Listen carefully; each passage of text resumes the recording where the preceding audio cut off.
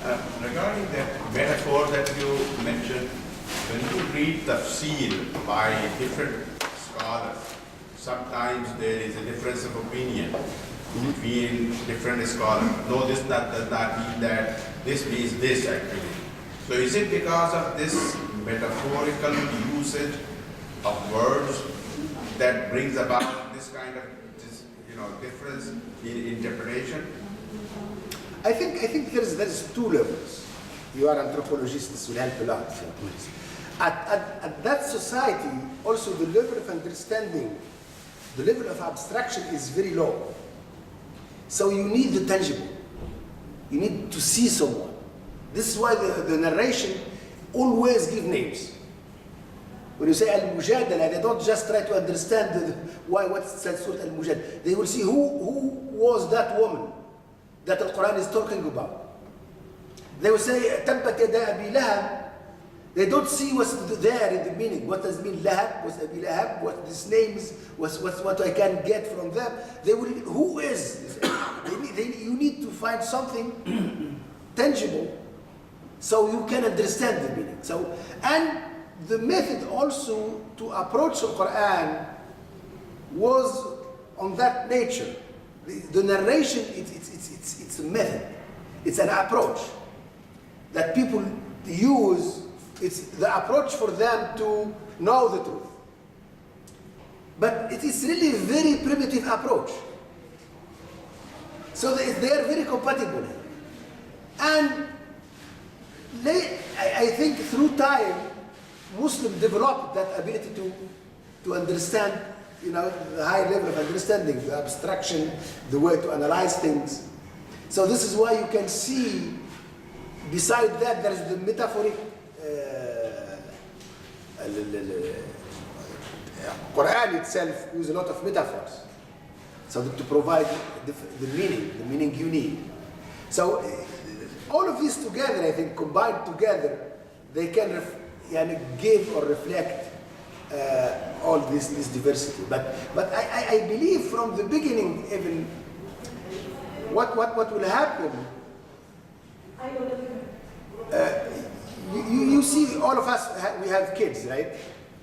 Or we know what does mean kids. So kids, at the beginning, they learn a lot from closer people to them, from their parents. They really mirror the parents. They mirror them even in their accents, the way they walk, the way they eat, the way they behave. But through time, when they grow up, you can see they try to distance themselves from that. They try even, they become start arguing, don't accept everything. But at a certain time, they can even become they can teach you.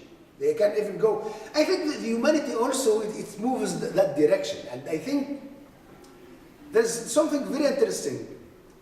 Before it was, you have even the revelation. You have the revelation and a Rasul, someone who brings a risala. You have the messenger. But also there's prophets. Prophets, they don't have new risala, but they can extract what they need from what the messenger brought. For example, let's say between Musa and Isa, you have a lot of prophets. But the prophets, they don't have their own message, if you like. They use a Torah. Some of them, maybe they have Zabur. Here it means you have the message, but you still need someone that can help to understand the message. Even at the time of Muhammad sallallahu alaihi wasallam, Muhammad sallallahu alaihi wasallam was also there to help that era to see the message, and also they understand the message through Muhammad. It's more than directly from Al-Quran. But the seal of the prophecy also opened a new era when the humanity, to reach a level of understanding and abstraction, they can play the role of prophets while they have the messages. This is why with Muhammad, it will be ulama ummati, it will be scholar, it will be science. Is no longer prophets. And this is also reflects that humanity also moving to that level, that ability to understand, and they can, by themselves, when they have the reference, they can get what they need. And I think, in addition to what Naji said, that Quran itself lends itself to that approach, because the language of Quran is highly symbolic, and so it lends itself to multiple layers of meaning. Remember, one time we said that the linguistics divide the way they approach language is that from the perspective of signifier, the way we pronounce words, okay, how many syllabi, how the phonetics of it, how it is, I mean, all these, but you are still talking about the word itself, okay, as a signifier. But as signified, it's really the meaning that these words basically carry. Now, Quran as signifiers is limited. You can count the number of words from cover to cover. But when it comes to Quran as signified, unlimited. Even our own scholars through history came to the same, something very close. Okay, they said mantuq al-Quran, how we say the words of Quran, and mafhum al-Quran, how Quran is understood. And Quran describes itself this way, that قُلْ لَوْ كَانَ الْبَحْرُ مِدَادًا لِكَلِمَاتِ رَبِّي لَنَفِدَ الْبَحْرُ. Kalimat as signified, not as signifiers. As we said, as signifiers are limited, but as signified in terms of meaning. Now the challenge is not, okay, oh yes, Quran has multiple meanings, so let me say this meaning. No, it doesn't work like this. It became chaotic, because a lot of people say, how come you are opening this door very open? Okay? I mean, openly to... It's not in a chaotic way, and anarchy, or without knowledge. In fact, we need to increase and improve on our skills and sciences and tools, so that I can pose my question at a different level of understanding, so that Quran will give me a new meaning. So the ayah, or al-wahy, as Naji was saying earlier, is really inspiring us to look for new meanings. But if I don't ask the right question, if I continue to ask the question at that level, it will give me the same answer all the time. One thing, I'm sorry to interrupt, but you brought a good example of, when when you're a child, you're dependent on your parents, and then you grow, and then you start questioning things, you ask questions, and you get more intrigued. But I think that's what, I think the connection here is that I think ourselves, we are still in the childhood stage. We are still relying on parents being the people who are telling us what the Quran really means. Right? So we are taking the same, okay, I don't want to be independent. I don't want to think and ask questions. Ask the question and rely on somebody's information or their interpretation to say, okay, this is the right way. But we need to get out of the house. We need to go out to the open world and say, okay, this is what I think it should be. Yeah. This is how I should interpret it. Exactly. At the same time, what Brother Khayr was saying, that it's a good idea to get out but learn. Exactly. And learn it's not the a science. chaotic approach. Yes. Yeah, exactly. So that's the right approach. Yeah, and the other warning, sorry Naji, is that we need to also keep in mind that we are not like, if I bring the new meaning, this doesn't mean that I am negating the one before me, but I am trying to bring that into a higher level of understanding, that it will really become encompassed in that. This is really a more I mean, like a challenging approach also. I'm not here to say, oh, what you said is wrong, or what was said before is wrong. No, we are not saying this. And I don't want this to be, mistakenly understood in this way. No, it's how we can bring the understanding of those before us, and because now we have more data, now we have more sciences, now we have more tools. I can do this. That's exactly why there is a paradigm shift. Exactly. That's exactly why the paradigm shift. Societies grow, technology changes. Today what we have, we didn't have 1400 years ago, a lot of things. So the paradigm, Brother Naji used the word new approach. I'm inspired by that word, new approach. Why new approach? Because circumstances forced you to change. The paradigm, recognize the paradigm shift. That's very inspiring. It's very interesting because here in the Muslim experience, when you see, for example, you see Al-Hasan ibn al-Haytham. Ibn al-Haytham is a scholar in physics and optics, and how he changed the way we explain the vision. He used the universe as reference, and he demonstrated that it's not because the eye sent something to the object to see the object, but because the object reflects, as it was understood before with Ptolemy, and the whole paradigm for Ibn Haytham was that the eye sent something to the object, and this is how we see. So Ibn Haytham, how he refuted that, he really used a lot of experiments,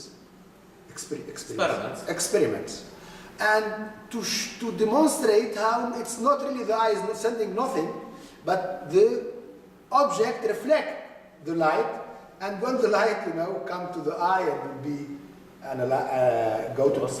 processed and go to the brain, this is how this is how we see things.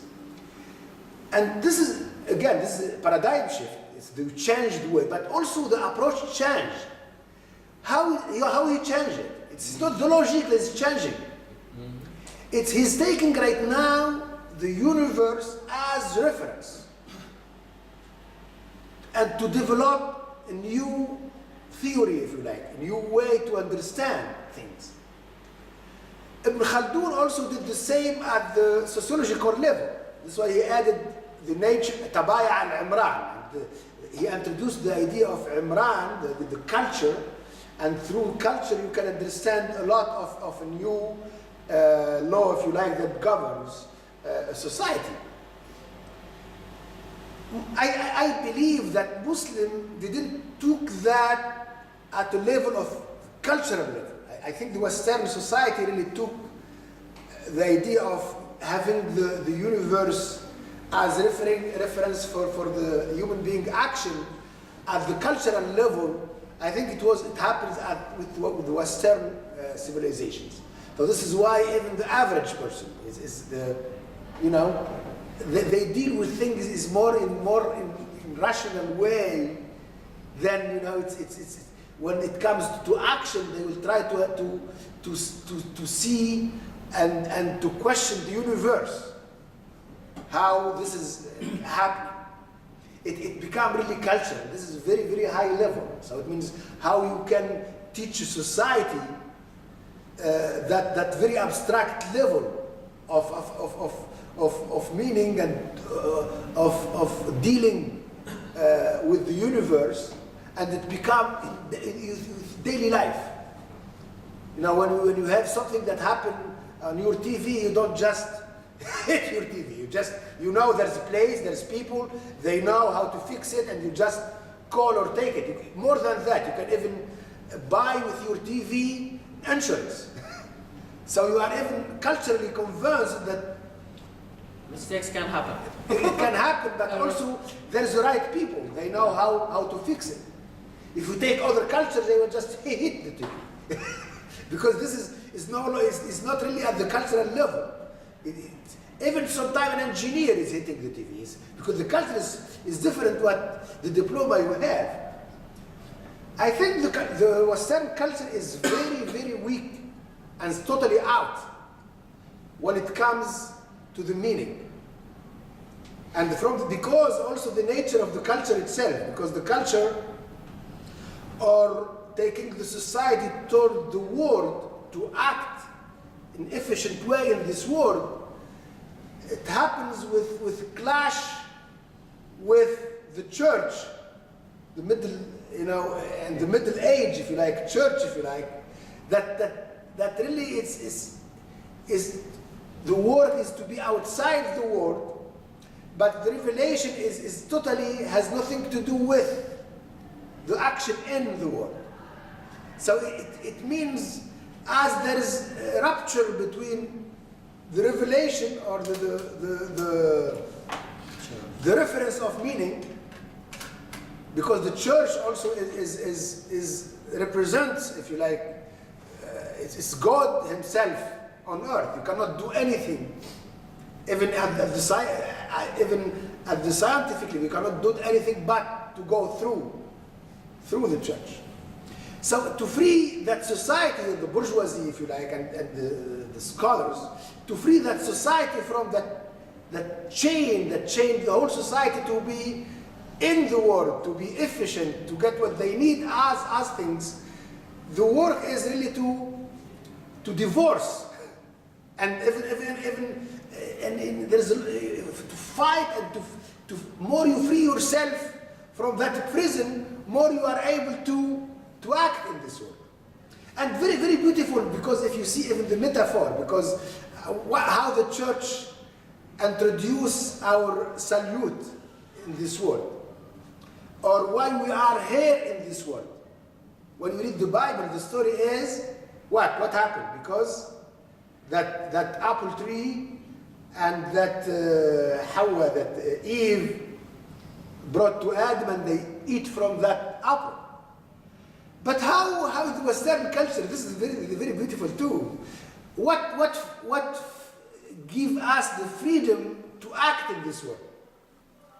So the apple was in the first, half, if you like. The apple was behind our misery in this world. But with Newton, the myth of the apple is still a myth. How Newton discovered the law of gravity? Because an apple really just fall on his head, and this is very mythic. It's a myth, but you can reflect, you can see in that culture how the apple that was behind our misery, in this new approach, the apple is behind all the goods we have. Our ability to act freely in this world by knowing the law that governs this world. And this is why, if the other one, there's eternity outside this world, it will be replaced by the idea of progress, limited progress in the Western culture. And at the middle really is Descartes, the idea of raisonnement. So it means the reason itself will help us to have that meaning. Today we know, as Alain Bloom really also said, that reason cannot create value. There is no way. Reason, again, as reason cannot provide things for us, is the universe. It has things. So, but when we have the reason and we have the universe as reference, and we build that mutual trust and mutual dialogue between us and the universe, this is how we can act in this world. So our ability to think doesn't replace the reference that give us what we need as things for our life, or what can make our action possible or not. As we said, this is why there is pure mathematics and there is applied mathematics. And the idea of pure also is very historic idea, because the dunya was introduced at the Middle Age with the church worldview is something dirty. So the pure mathematics is something that it's not mixed with dirt. It's pure. That it does not. There is no application. So the names they are there also to reflect what happened in certain culture, and this is how also they are not just coming in haphazard way. But anyway, it's here what the Quran is introducing is very interesting. And especially when the Quran is opening a new era. As we said, there's messengers and there's prophets. So if you trace the graph, you find something like this. It will go, there's a lot of prophets after each messenger. After Isa, if there's, the number is almost zero, but after Muhammad, there's no prophets at all. So the number will decrease to open new era when the reference and the awareness of reference will help humanity to get what they need as meaning for their actions. So the Quran here, this is why you say, كَلَّا إِنَّهَا تَذْكِرَةٌ فَمَنْ شَاءَ ذَكَرَهُ. But where ذكره? في صحف مكرمة مرفوعة مطهرة بأيدي سفرة كرام بررة. And from the beginning you need to write down al-wahy. Only the experience of Muhammad that has this very push to an extreme, that awareness of you need to write it down. Because this is what they will help humanity to continue their mission in this world. We cannot afford to lose it. I mean, humanity So cannot there is this awareness that there is the seed of the prophecy, but also it's opening a total new era for human being.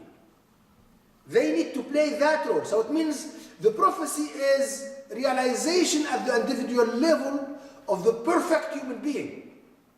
But also it's open a new era when the humankind, the human society need to move to realize the perfect society. How? By having that reference. So here the change is very, very deep, it's very interesting, and I think even Muslim at the first, in their experience, they were not really able to grasp that meaning of al-khatm.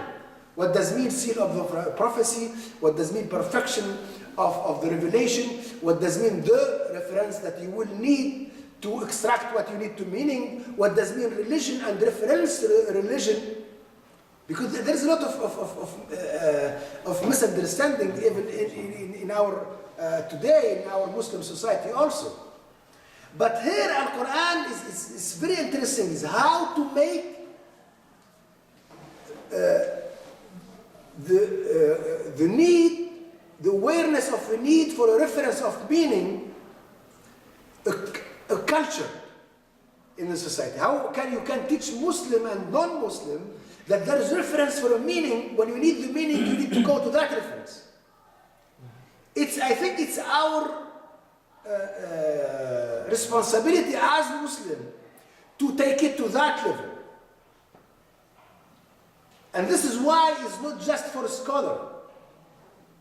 And from the beginning of the Quran, وَلَقَدْ يَسَّرْنَا الْقُرْآنَ لِلذِّكْرِ فَهَلْ مِن مُدَّكِرٍ.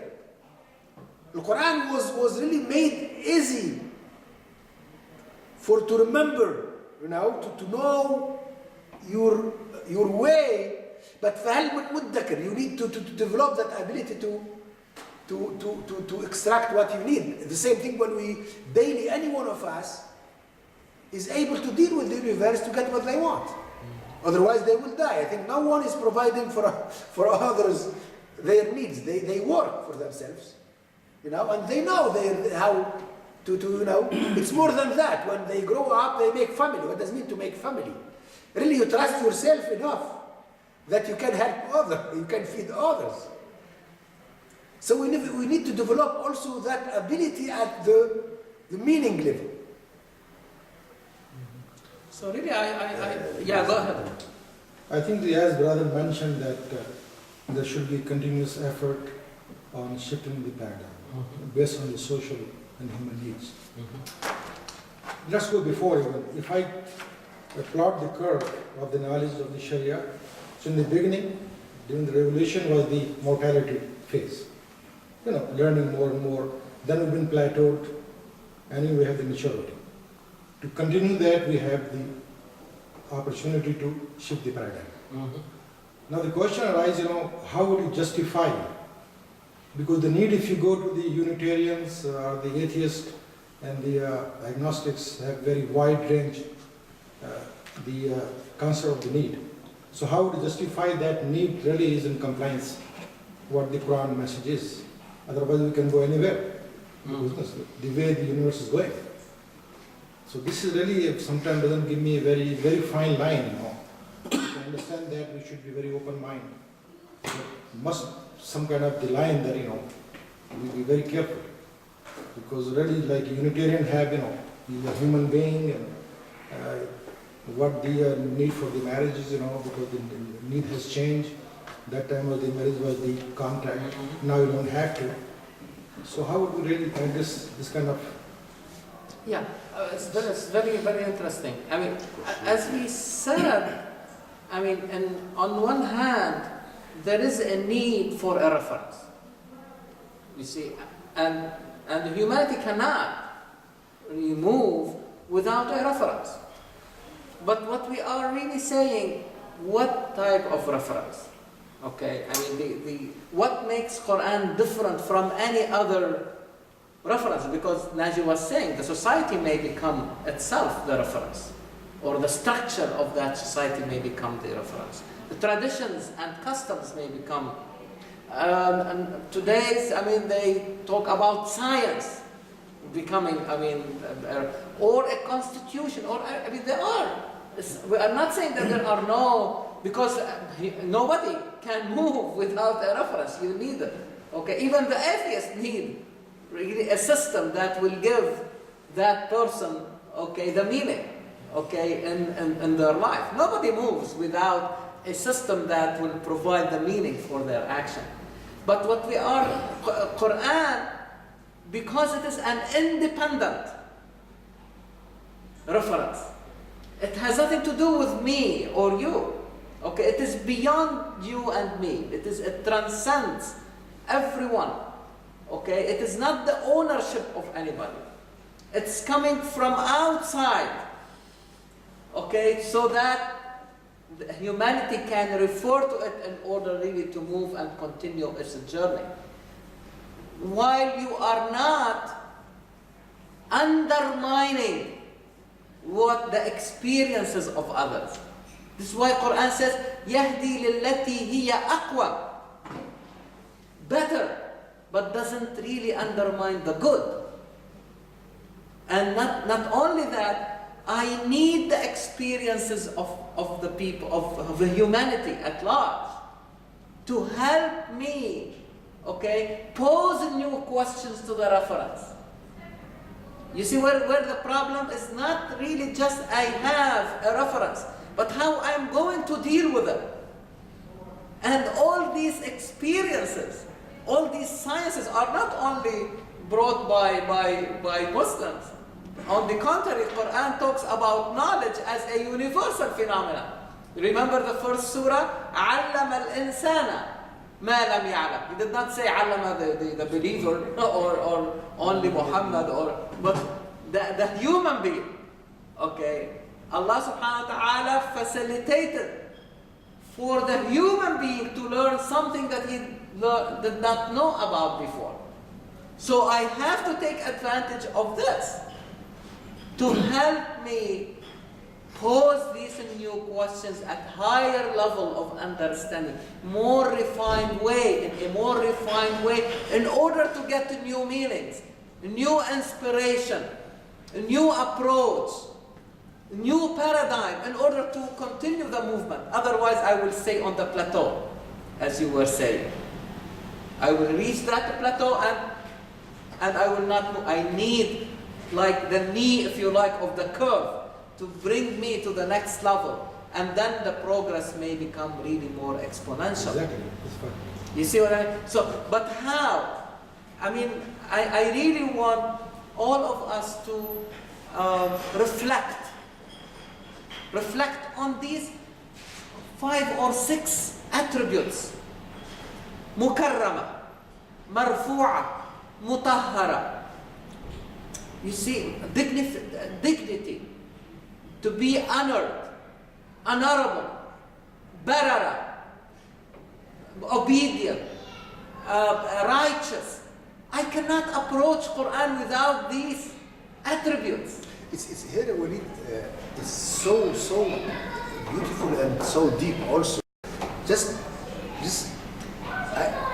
I just talk about the paradigm shift. This is a very question, by the way. Your question is very interesting. I will come to your question, but we'll come also to this paradigm, the idea of this paradigm shift. Nowadays, Muslims, they feel they are in big trouble. Anyone really.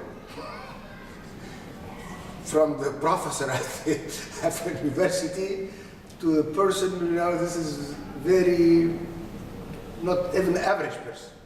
They have that, you don't need to explain to them. They feel that. They feel that more, even the enemy made them feel it tangibly. You can look today at your son or to your wife or your daughter, and someone will just send something and kill him or her, or you can just touch it. There's a lot of people, they are very innocent, but they can see that. What's the explanation? The explanation is Muslim become, declined because they become bad Muslim. So let's work on have good Muslim. Kiram, barara, exalted, purified. You work day and night, nothing is happening. What's here? Here the paradigm. This is very interesting. Dissociate between this high quality of human being and the reference and what the reference can provide for you as need. Let me explain. I will take just maybe easier example when I take the universe. The universe is easier for us. You have the universe and you have 6 billion people today. You try to apply the way we approached the universe 1,000 years ago, for instance. You find yourself with rate of mortality going to being exponential. You're going to lose 5 billion people. Why? Because that approach, what you have, is does not have that ability to make 6 billion people live together. There's no way. Because your level of dealing, talking to the universe is so low, so what you get is not enough to feed or to make 6 billion people live together. It's not because the universe is not able to provide the need for 6 billion, or not, but your approach, what you have, doesn't allow the universe to give you the answer you need. The same thing at the level of meaning. The same thing can happen because you have worldview, you have a level of meaning, how people can live together, how society can live together, how to can extract even the meaning. And the level can be, so this is what you extracted, this is not the reference. But what you extract from the reference, certain time it will chain you. It will become prison. It will no longer answer your need. Imagine today, we approach the world with the idea of 2 words. Darul Islam, the word or house of Islam, if you like, and Darul Harb. Harb is war. So anything that is not in Dar al-Islam is in Dar al-Harb. So imagine today you approach the world, in this nuclear capability that the human being has, you approach the world with this, you just destroy everything, that's it. So alhamdulillah, human beings, they don't even believe in that, in that worldview. It means here, Muslim, they were not able to distinguish between 2 things. Between Al-Quran as reference, that can help us to extract what we need as religion, and the religion that we were able to extract from the reference.